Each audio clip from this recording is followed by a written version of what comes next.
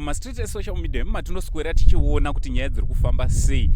So nhasi ndati regai ndidane sekundi because dzimwe dzenyaya dzinogona kundiita kuti ndikundikane. Saka ndikati regai ndidane sekundi because as we all know kuti ava ndoma legends ve-social media. When it comes to YouTube, most of the people were inspired by Sekundi, including Uncle Saint. So first and foremost, if you are watching us for the first time on Saint TV, subscribe. And kusubscribe is for free, mahara. Pana chako chinobatwa ndiri kunyeperese ndima. Kana wani chinobvisika pauri.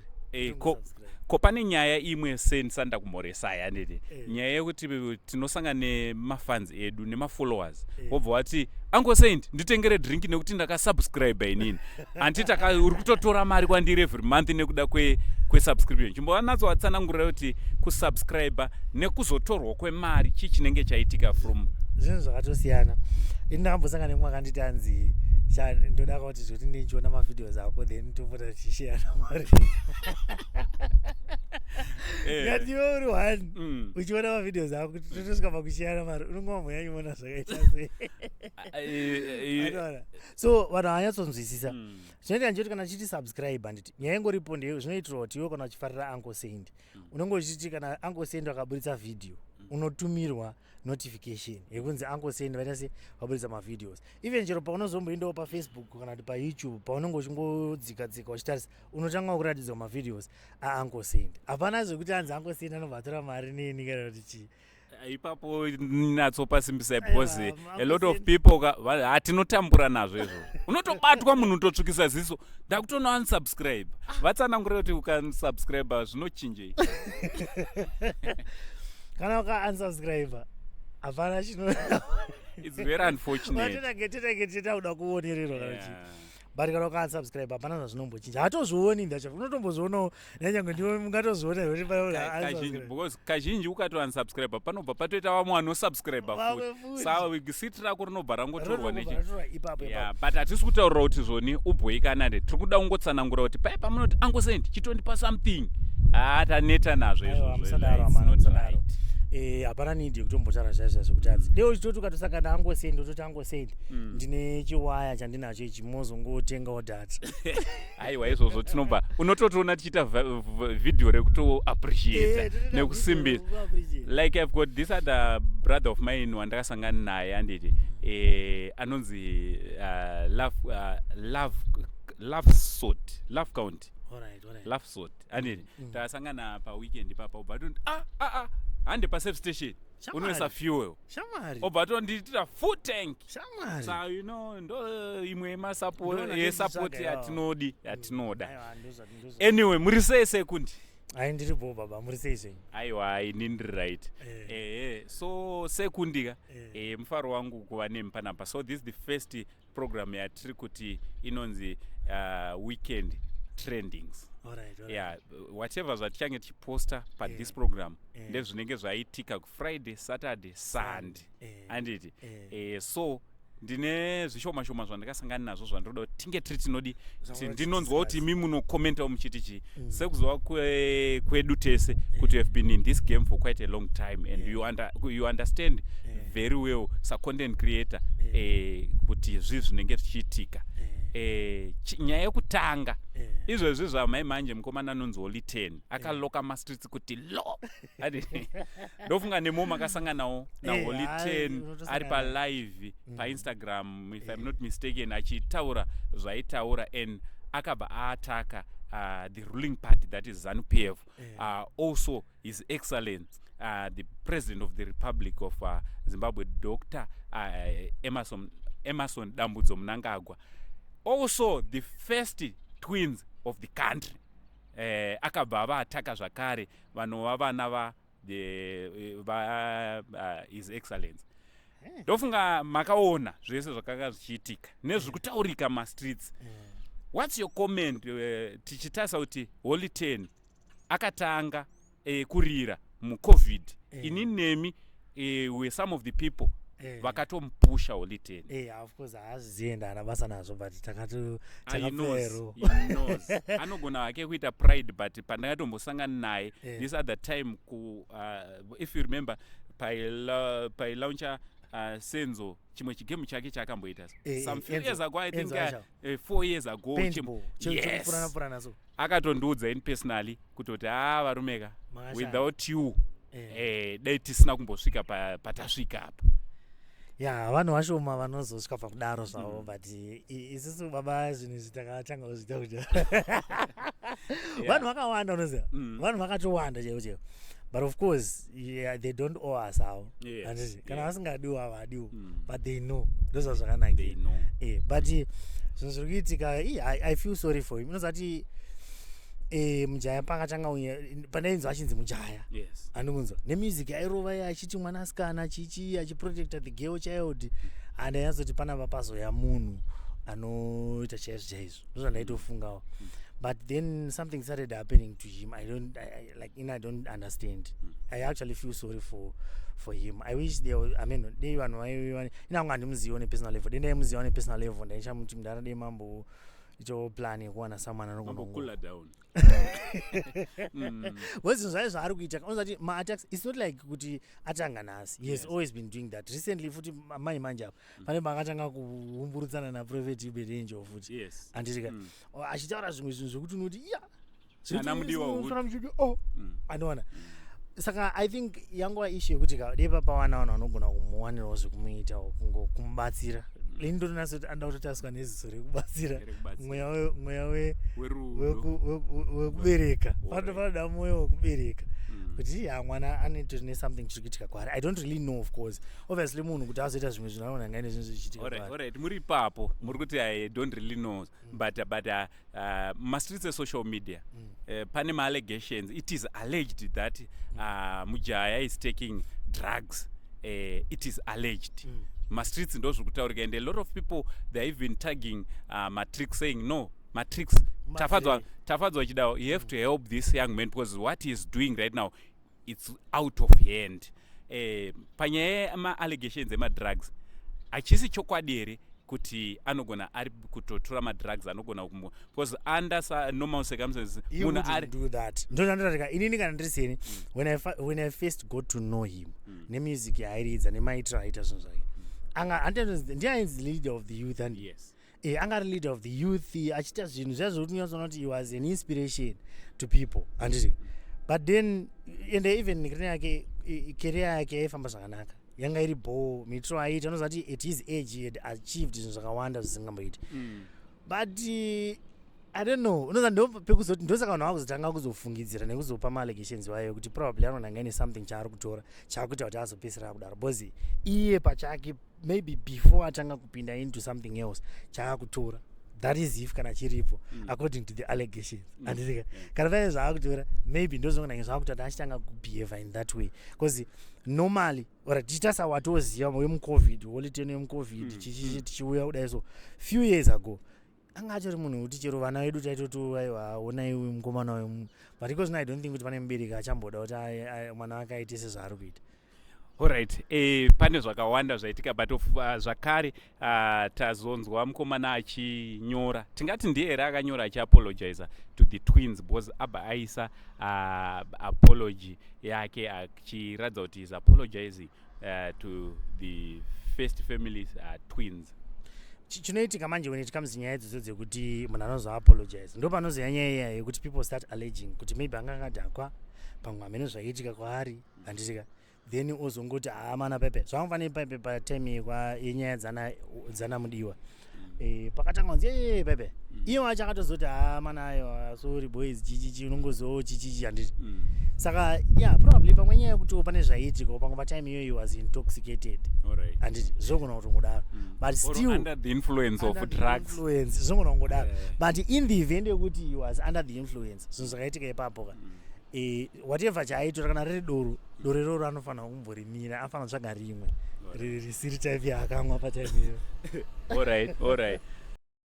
Right, saka another thing sekundi changa chitrenda especially on Sunday nezuro inyaya ye the return of course the GT King father seat anditi Baba Harare. So Baba Harare vakataura vakati zvoni manga masara manherera ndakaona kuti mungasare muri nherera chikambeki chakadai mungada kukomenta kuti kudi tisakanganwe baba Harare vakambotaura zvakawanda especially patime yavakanga vachiti vatendeuka vakabva vatoratidza kuti zvegiti ndichatodzokera ikoko, but all of a sudden tazoona U10 rekutoratidza kuti even mabookings I'm sure now ari kubhukiwa for GT not for gospel.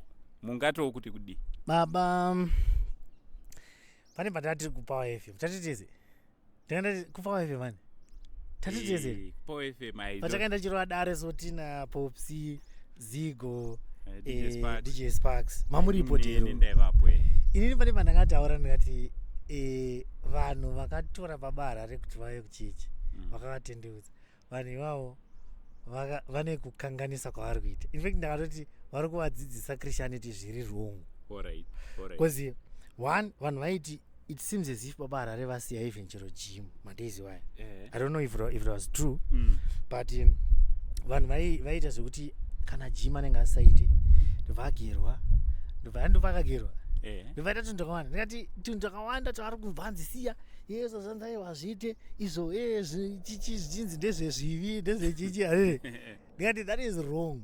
Christianity is not like that. Christianity is a lifestyle and he could have continued neGTO zvakanaka atori mukristu anonozona vanhu vakawanda mundana isusu tori social media but totoenda kuchechi handizvo imimi munotogona kunge muchete zvamunoita but munotoenda kuchechi munhu wese anogona kunge achitoita ari kutoita vanhu vanotomwa doro achitonakirwa achiita ari kuita but achipedza achienda kuchechi hapana after all hapana panomborambidzwa doro futi hapana parinorambidza rasta hapana panotomborambidzwa atikona rasta jiti acho hapana paingamborambidzwa mubhaibheri pariperi pakanzi mubhaibheri usaita jiti ipapo hapazowanikwe zvapone exactly saka all these other things ka ndenda kwati maconstruct evanhu kuti usaita jiti like unoregerera kuita jiti jiti is part of our culture handinoza music yese ine kwainobva anga achangogona kungoti alright ina ndichadi kuimba zvemazakwatira alright ndada kuti ndiimbe jiti but ndichiti tambira Jesu tichirova nekerekeni andoize but tichitarisa paposti rimwe raakanyora akatotaura akatoti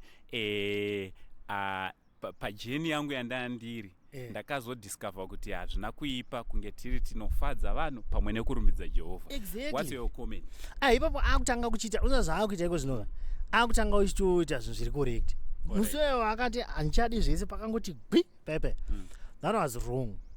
Kutendeuka kwakuri correct kutendeuka is good vanhu ngatikutendeuke but maideologies ekunzi zvakati handite chakati handidai anani inga ndichatotauri navo ndakuita so chizvikazodai kwakati handisvike zvikazodii zvazviya zvinhu zvekuti unonge uchidzidziswa nevanhu vanofunga kuti Christianity ireligion. Christianity haisi religion. Ndinondoudza vanhu Christianity is actually a lifestyle. You can live, you can interact with people, you can go kumafaro noona kutoendawo kunodyawo nyama yakagochwa nemafesi uchitonakirwa uchitasese unongoitawo maprinciples ako une zvinhu zvaunoziva kuti aiwa izvi handizoiti not because unonge uchiti aiwa handichatombotaura nasaint because saint haaende kuchechi like chingoti zvinoitika kuti patime yavakapinda unonge une zivo maybe semunhu anga asina kutendeuka paunotendeuka it's possible kuti unopinda une zivo yekuti nanjatombodinda unyatsonamana isaliva unonge uchiti ndabakirwa nemoto ndaona Jesu bebe ndapenyerwa Jesu auya kwandiri akataura neni saka pakadaro unonge uri munhu wekuti unonge uchiona sekuti zvinhu zvese uri kutokanganisa unoita uchatoti kana svosve unonge usingadi kuritsika uchityira kuti ndindotadzira Mwari but I am happy kuti alright let me just say I think and I hope kuti kudzoka kwake hakusi kuheduka because zvinhu two zvakasiyana pane pekuti anogona kudzoka because kwatova kuheduka kana kuti kudzoka kwekuti akunzwisisa Christianity kuti yes I can be a Christian and still go kunoridza vana zvakati anoindonoridza but he's a pastor handikuzona handonzi bishop navanhu amene kuti ndibishop yechechi takatonzwa kuti mufundisi kuchechi kwechi handikuzona saka iwo hausi kuziva sei kuti ndibishop kuchechi kwenyu vari vafundisi kundai usati this is here like for you but what I know is vanotoenda kumafana anododaidzwa vachitonoridza vana Dorcas moyo vanotoenda kune iya yefodya anoziva iyo fodya atitaure edu mazita ndizvo vanhu vambona achiridza vakatodaidza vakatorowa kozoti tinana mai patai zvakare vari maambassador kamukai kanonzi kanovhiringa vanhu saka ukona tichika kana uri mukristu there's nothing wrong with you as a Christian kuti unzi waenda unozandida mubvunzai angoseti imimi kana mauda kukwira kombi imimi tomboti kana ndege ore ngatiti ndege ai mukwira ndege ndamugona muchikwira ndege muda kukwira ndege munotanga iri mati right da kutanga kuti pilot anomunamata autombomuoni autombomuzive kuti akaita semutema ikanoichia why because hazvina basa whether mukristu pamwe anogona ngatobva atopfungaidza moto pamwe akaromba kuti aiteotokwidza atiti zvafana nemakombi paunopinda kana mubhazi pamwe bhazi ro rakatoti musa rakatengwa rakanorara kunhu richipfungaidzwa utsi you don't care about that atiti because you are doing what urikuita zvauri kuita ivo vacho kana vari tomboti uri mukristu haumboti ini kombi yangu inopinda nanamata chiti vafana vemakombi vachidaidzira taunere bati tangai but ndinaye umwe munhu wandoziva atichataura edu mazita ane loji yake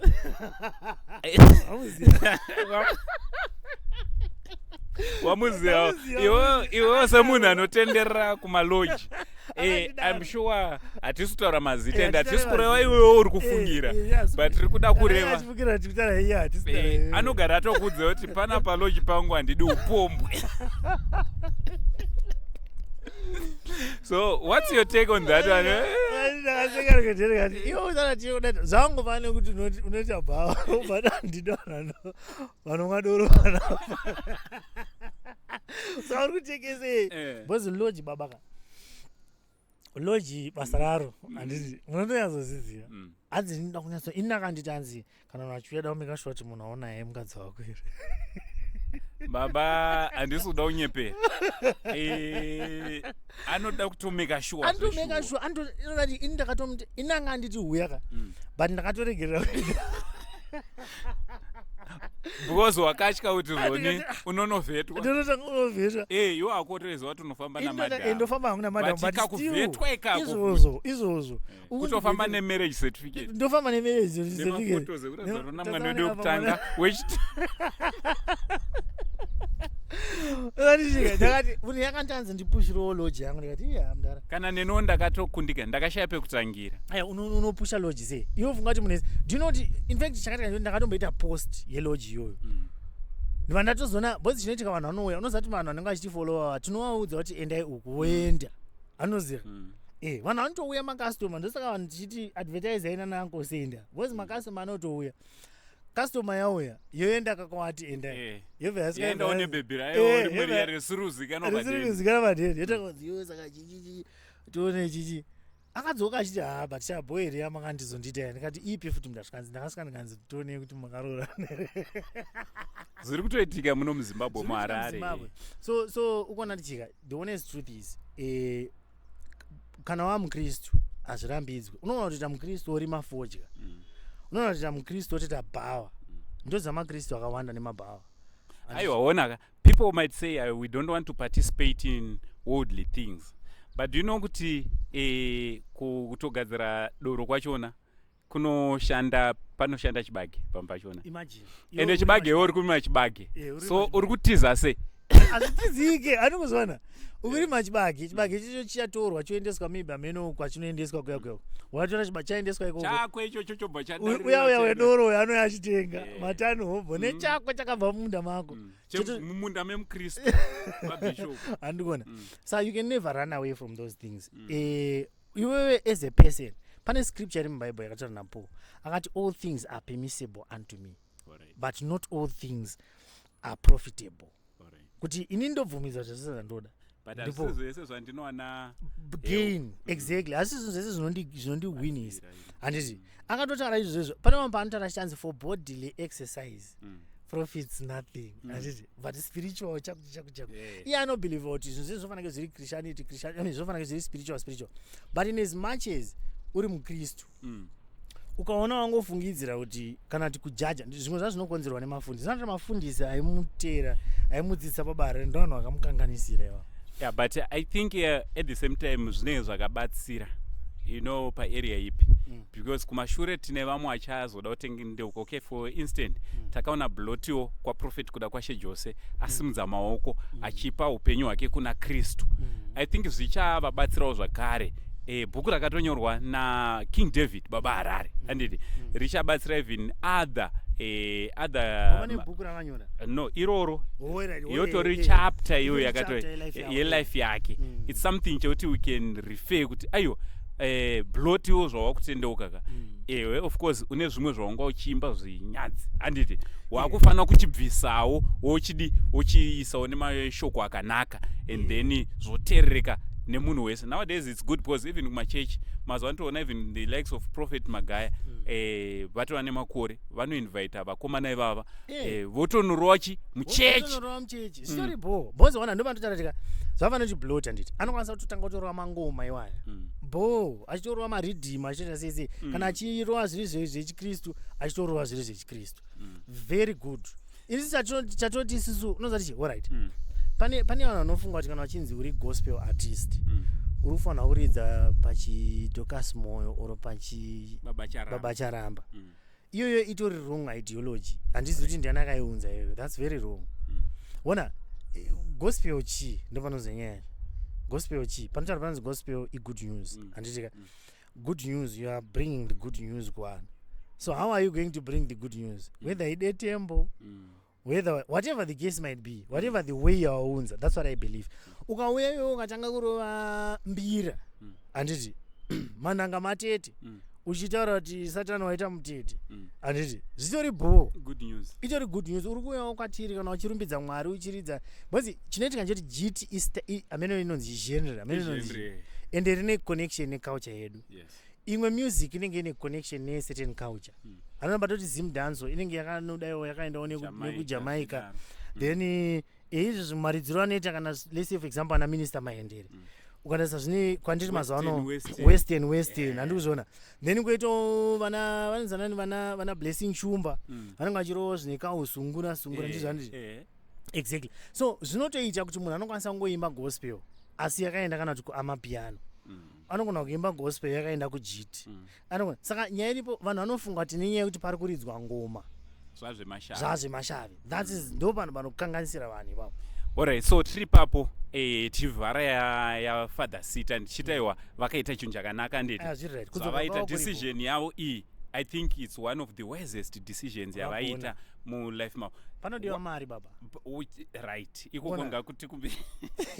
Ikoko ngatikumire but ngatichiendei pakuti ndezvipi zvikuita akusi kuti this time vachatonyanyisa kurira kudarika zvawakaita pakutanga. Iko zvinotorira manje. Bozi izvi zvifunga kuti ndiani munhu achatanga kuvadaidza abva kuuya kuzorova vesana vana amasimudzai tidzemurara amasimudzai vakudzoka iwe mawani ndingirikini bhawa iroro richanakidza kwete bhawa chete.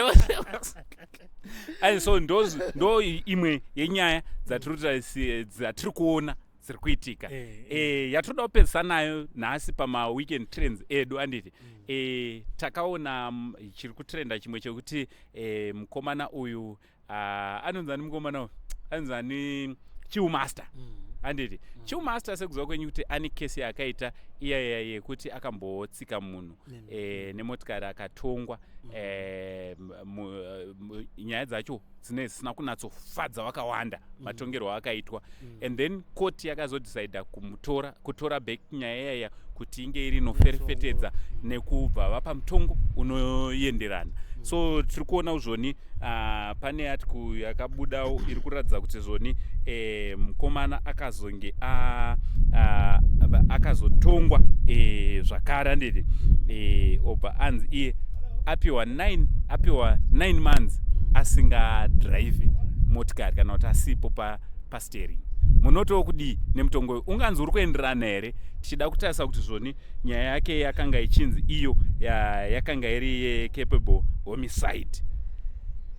Unzatitika nyaya iyi to be honest ini hangu I'm not a legal practitioner to be honest handinatsoziva hangu how the law works but what I know is but at least muri nane mudhara makambodarika neko maYouTuber yenyu but makambodarika ukona zoitika mutemo handiti mutemo vanhu vanotaura kuti mutemo handiti ukatoona majaji atotaura kuti tiri kudai so handiti even isusu tikati aiwa muchekei musoro muite so jaji vanenge vatotarisa nyaya iyo patotariswa zvese because nyaya dzezvinhu zviya zvaka kana pachitongwa mutongo hauiti zviya zvongo zvinongonzi nekuti une wakatsvukira kana kuti wakadai so saka anondipowa ngatimupei 10 years mujeri handiti hazvishandi like that pane zvinhu zvinototariswa pane tunhu twakawanda ndonga munoziva panonzi aifamba sei zvazvaita sei chii chakazoita kuti zvizodai chichi there are so many things saka zvimwe zvachinoona ngenyaya yekuti some of us tisingazonyatsoziva madetails enyaya akaita kuti azopedzisira azonzora ichiripo uyu chiita so